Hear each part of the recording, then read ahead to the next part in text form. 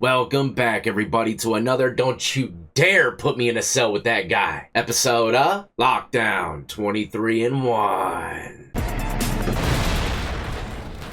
That's right, today we're going to be speaking about the beady-eyed freak of nature, Bryan Kohberger. Man, I'm not going to lie, everything about this guy creeps me out, and like I said, I would never step foot in a cell with someone like this. I'll explain in high definition here momentarily. But also in the video, I'll be reading an article that's going to break down a little bit on the situation, on why he's in prison. Not to mention new details because of a gag order that was recently removed pertaining to the situation leading up to the deaths of these 4 individuals. And look, my condolences go out to their families first and foremost. With all the details when it pertains to like the autopsy reports, man, I can't imagine any of my daughters fighting for their life from a freak like this. And of course, you know I got a clip of him being sentenced. The smoke's gonna be thick today. Hopefully you brought your defibrillator. Does that even go with smoke? I'm not quite sure. So, if you're new to the channel and enjoy all things lockup and crime related, then this is where you want to be. Hit that like, subscribe, notification bell before you leave, and check out my beautifully assorted playlist with many more videos for you to start watching today.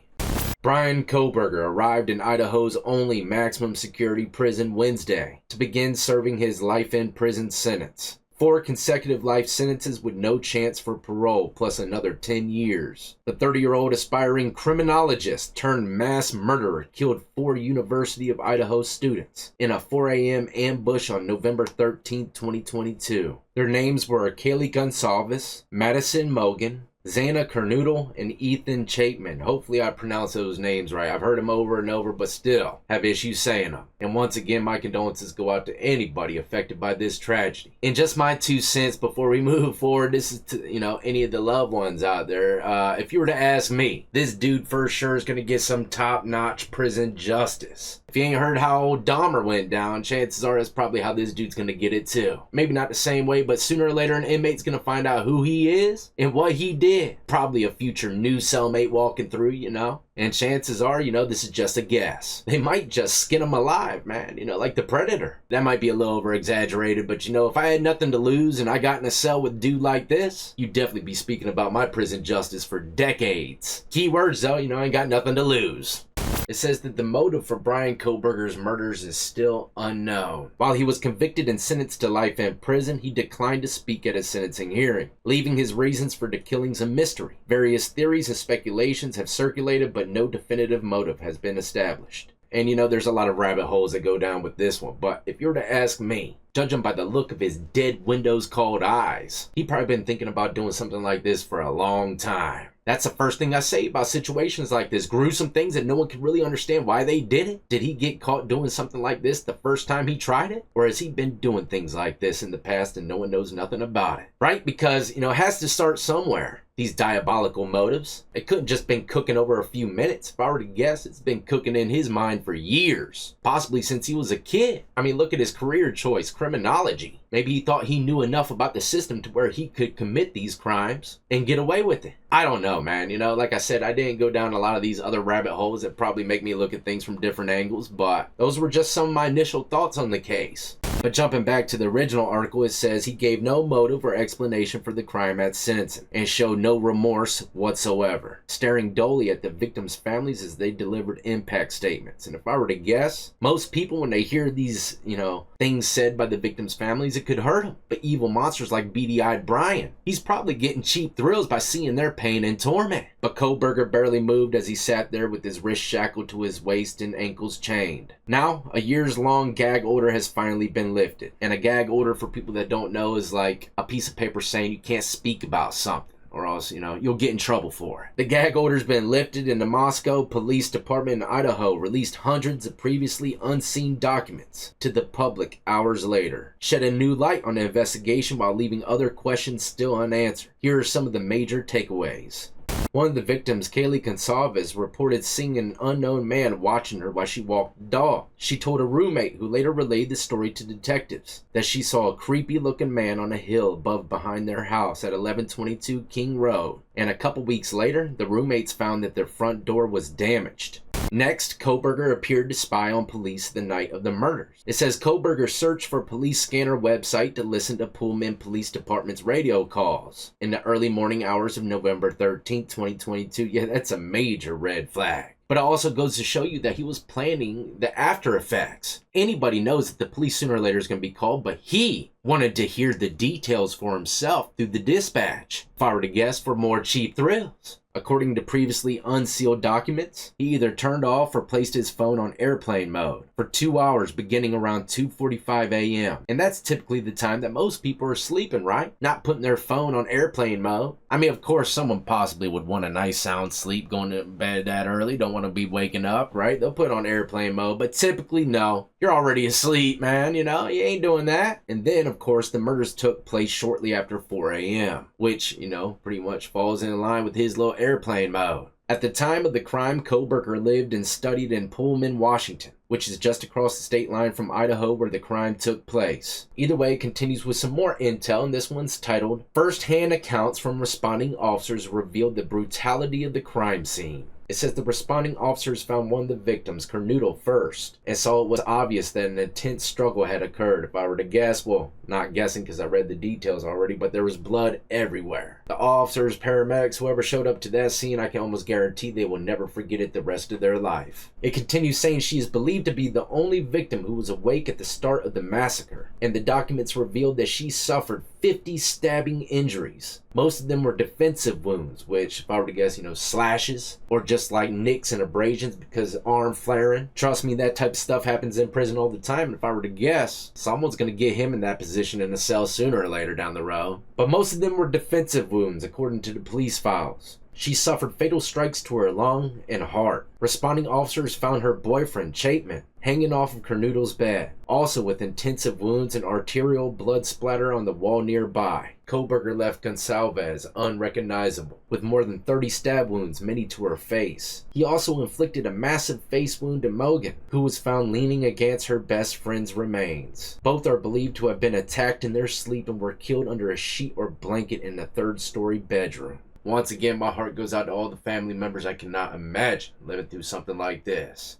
The next highlighted part of this article is titled, "After his arrest, other inmates reported aggression." It says before his conviction, the inmate got on other inmates' nerves, according to the files. One inmate called him a weirdo. Yeah, that guy sees exactly what I'm seeing. And boasted to a female prisoner on surveillance video that he would have beat him up if he wasn't worried about repercussions in the county jail. Yeah, this is a guy speaking that has something to lose, alright? Like I said, people that ain't got nothing to lose, they ain't gonna do too much speaking. But another inmate said Kohberger spent hours every day on a tablet video chatting with his mommy. Oh no. He had to have been some damn weird block, man, because any regular block, dude wouldn't even been looking at a tablet. He would have been strapped up in some lockdown leopards tied up to the bunk. Just my 2 cents, of course. Hypothesis. Educated guess. Because, you know, I've been to prison 2 times. But it continues saying that another unnamed inmate told investigators he was watching sports during one of those calls and said that you suck to a player on TV. At which Kohberger overheard the comment, allegedly immediately got up and put his face to the bars and aggressively asked if the inmate was talking about him or his mother. Man, I would have walked up to them bars and be like, honestly, bro, respectfully, and smacked the hell out of him. His damn curls would have been straightened immediately. Y'all see my baby powder slaps on, Bobby, man. I'm a pro. But the inmate continues saying that that was the only time he witnessed Kohberger lose his temper. Now, continuing with another highlighted topic of this article, it's titled, "Witnesses Reported Strange Behavior at WSU." It says Kohberger was studying for a PhD in criminology at Washington State University at Pullman and working as a teacher's assistant to help cover the costs. A colleague told police he believed that Kohberger attempted to use his authority as a TA, short for teacher's assistant, to inappropriately interact with female students. Maybe he was using his role in that job to find his victims. Creepy stuff to have that guy lurking around, looking around with his beady little eyes. The witness also said that Kohberger often talked about wanting a girlfriend and that they discussed the topic on many occasions. The same witnesses told investigators that he noticed injuries on Kohberger's face and hands on at least 2 separate occasions in October and November of 2022, just weeks prior to the Idaho student homicides. One injury was described as a large scratch on Kohberger's face that looked like it was scratches from fingernails. The witness also said that he saw wounds to Kohberger's knuckles, and when asked about him, Kohberger claimed that he had been in a car accident. While Kohberger had several encounters with local police due to traffic infractions, there's no known record of a collision. The teacher assistant described Kohberger as intelligent but selfish, and claimed that he would mislead others about shared assignments and leave others to complete work meant for Kohberger. It's probably because he was too busy plotting and planning his evil desires. He added that following the murders of the 4 students in Moscow, that Kohberger started talking much more than usual, and his conversations felt like those from someone who wanted to vent. Yeah, whoever recognized these red flags, man, you should be working in criminology as well. But that's about the bulk of the article. If there's something important that I didn't speak about, be sure to lace up the comment section. I love to hear your input, not to mention, other viewers can do their own research if it seems like it's something appealing. But now, without further ado, let's jump into the courtroom and witness this monster get multiple life sentences. Alright, Bobby, go ahead and cue the canisters. All of them. That's right, I said all of them. Level 5. And put the turbines on standby. We're going to air it out quick. During the quiet morning hours of November 13, 2022, a faceless coward breached the tranquility of 6 beautiful young people and senselessly slaughtered them, 4 of them. Who committed this unspeakable evil was unknown for several weeks, but due to the killer's incompetence and outstanding police work by numerous local, state, and federal law enforcement agencies. Due to the defendant's incompetence. I love that. Not to mention, this court has probably got the best audio I've ever heard. But due to the killer's incompetence and outstanding police work by numerous local, state, and federal law enforcement agencies, the person that slithered through that sliding glass door at 1122 King Road now stands before the world and this court unmasked. This unfathomable and senseless act of evil has caused immeasurable pain and loss. This dude's a snake for sure, and every inmate in Idaho needs to know what he looks like. Because I'm not even playing. This dude, if I were to guess, if someone don't get him, he's going to end up being in tabloids for killing another inmate later on down the road. If I were to bet it all. This guy's a true maniac. No parent should ever have to bury their child. This is the greatest tragedy that can be inflicted upon a person. Parents who took their children to college in a truck filled with moving boxes had to bring them home in hearses lined with coffins. The loss this killer inflicted was not just the death of these people's children, siblings, grandchildren, as we've heard today. It has ripped a hole in their soul, destroying a special part of their very essence. None of us have experienced the loss these victims have in the unspeakable way that they have, and therefore none of us can, nor should we, question the way in which they have handled their loss. Whether that be in private mourning, removed as far as possible from this media circus, or in front of a camera demanding retribution with the loudest megaphone. I've listened intently to the stories and pain that have been shared today, with great awe at the courage and resilience of the surviving family members of those wonderful children. I've listened also to the surviving roommates, both in person and through their friends. And I can't think of how, frankly, courageous they have been despite the hell that they have faced by uncaring people who have come up with all kinds of crazy theories about 2 kids simply being kids. Yep, and I can only imagine they're probably going to be scarred forever, man. Having someone kick in the door in the middle of the night is probably going to have them messed up sleeping forever. The parents, siblings, and other family members who have spoken today are designated as victims in our legal system. But going forward, I hope that they can shed that label, as it gives too much power to the evil that condemned them to that role. They are and should be known as survivors, fighters, and foremost as witnesses to the tremendous lives of value and unbounded promise of these 4 young people. But those speaking today and those who did not speak, but who carry this same burden, this same loss, now carry forward the memories of these now perpetually young people, these forever children. These survivors carry the responsibility of ensuring that the voices of these children, Maddie, Kaylee, Xana, and Ethan, are never forgotten, and the positive impacts that they have had on so many lives are never minimized, and that the love they shared, the light that they shined onto others, is forever celebrated. As we sit here today, this case is ending, and we are now certain who committed these unspeakable acts of evil, but we don't know, and what we may never know is why.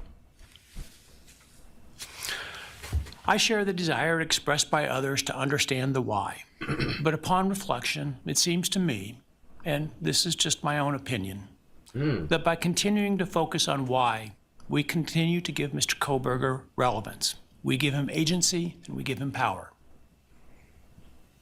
The need to know what is inherently not understandable makes us dependent upon the defendant to provide us with a reason, and that gives him the spotlight, the attention, and the power he appears to crave. I was thinking of the word crave as the judge said it. I believe this is something that he has been craving since a very young age. I wouldn't be surprised if, he was hurting animals and stuff back then. Yet even if I could force him to speak, which legally I cannot, how could anyone ever be assured that what he speaks is the truth? Do we really believe, after all of this, he's capable of speaking the truth or of giving up something of himself to help the very people whose lives he destroyed?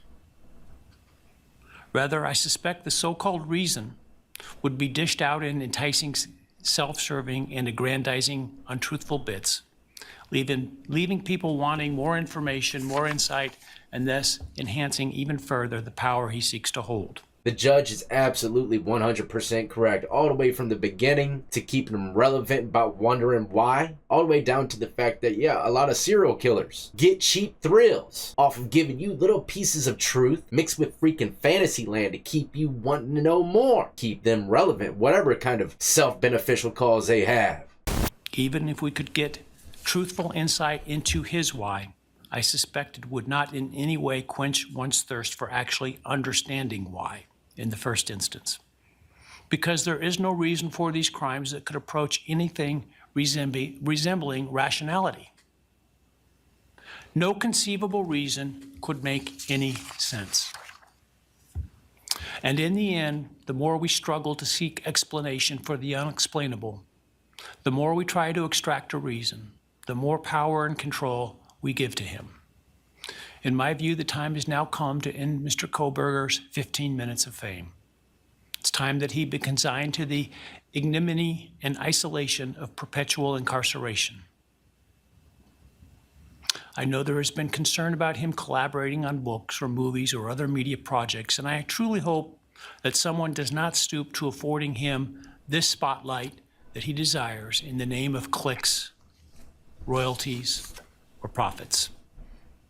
While criminal behavioralists should study him away from the spotlight in an attempt to prevent other would-be killers from acting on their worst impulses, there should be no need for that to spill over into the public eye. Everything that this judge is saying is perfect, except for one thing. I believe every last person, not just criminologists, need to know what these freak shows look like. There's a lot of people, they could have been great criminologists, they just didn't go to school. They still have a brilliant mind, can do their own detective work, so movies, documentaries, anything opening up and showing a little more intel on the reality of these maniacs is beneficial to me, if you're to ask me. I don't know, let me know your 2 cents in the comment section below. The great Idaho jurist Edward Lodge was known for trying to find something positive about every person he ever sentenced. And with over a half a century as a trial judge, that was a lot of people. This was often challenging, and I recall in one case he said that the best he could come up with was the defendant had good penmanship. Truth be told, I'm unable to come up with anything redeeming about Mr. Kohberger because his grotesque acts of evil have buried and hidden anything that might have been good or intrinsically human about him. His actions have made him the worst of the worst. Even in pleading guilty, his giving nothing hinting of remorse or redemption, nothing suggesting even a recognition or understanding, let alone regret for the pain that he has caused. and therefore I will not attempt to speak about him further, other than to simply sentence him so that he is forever removed from civilized society. That's right, Bobby! And accordingly, based upon his conduct and based upon the record before this court, recognizing the standards that govern this court's sentencing decisions as set forth in State v. Toohill, I hereby sentence Mr. Kohberger as follows. On count 1, burglary, 10 years fixed, 0 years indeterminate. I also impose a fine of $50,000. Count 2, first-degree murder of Madison Mogan. I sentence the defendant to a fixed term of life imprisonment without the possibility of parole, a fine of $50,000, and a civil penalty of $5,000 payable to the family of the victim.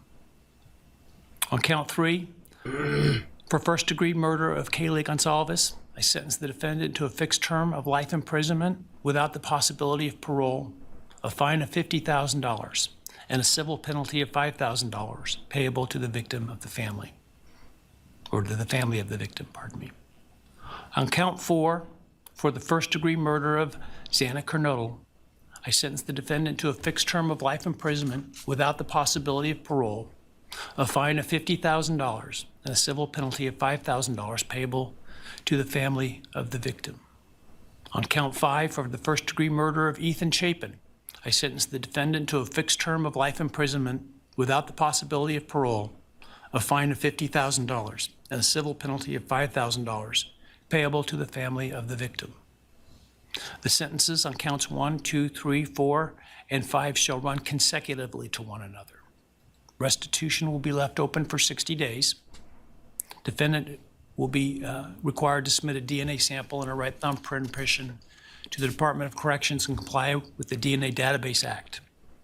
I remand the defendant to the custody of the Idaho State Board of Corrections for to be imprisoned in an appropriate facility in execution of the sentence where he will remain until he dies.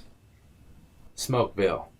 Well, there you have it, ladies and gentlemen, and you know, I understand where the judge is coming from about the clicks and stuff like that, so I don't try really to milk a situation, but the sentencings I'll always be there for sure. We got to show the public what happens to these monsters in the courtroom, man. Not to mention updates with what's happening with them in prison. People are hoping and praying every single day for justice for sure. Anyways, ladies and gentlemen, stay tuned. I got plenty more content coming your way. As a matter of fact, I got to upload a little bit of a vlog video. It's going to be coming, all right? I know a lot of y'all been wondering where it's at. Oh, and I almost forgot to mention, I was going to be brief about this, all right? Why I wouldn't want to be in a cell with this kind of guy. It's because you can tell he's cuckoo. He could possibly kill you, especially if you're in a violent prison. If you're in a low level, drug fence prison, man, I won't be too worried about him. But definitely, level 3 and up, yeah, homeboy could kill you. And that ain't someone that you want to be living with. So you're going to have to figure out a way to get him out, or you're going to have to get out yourself. Either way, I'm glad I'm not in prison, have to deal with any of that bullshit. I'm out here, though. Until the next time, y'all be easy, be safe, and stay free.